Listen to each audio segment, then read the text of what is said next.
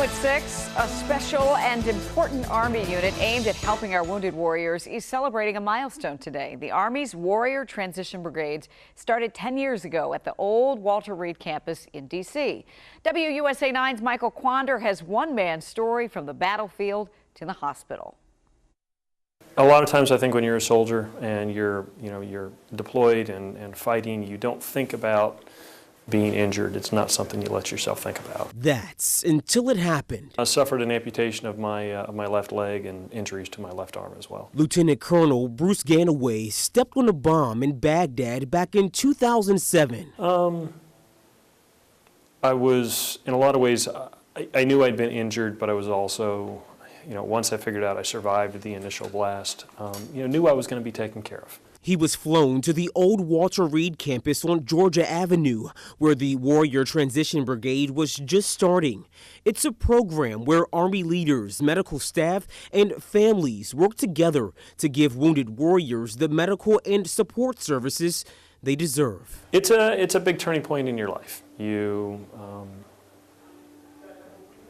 now other-abled.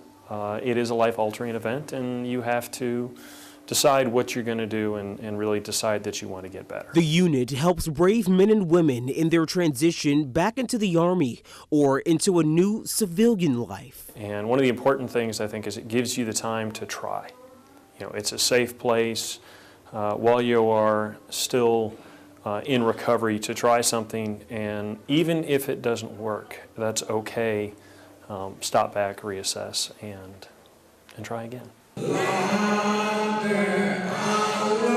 Lieutenant Luis Avila is an example of that, suffering severe brain injuries and now using music therapy and support from his family to learn how to talk again, fighting to make a full transition after fighting for the country he loves.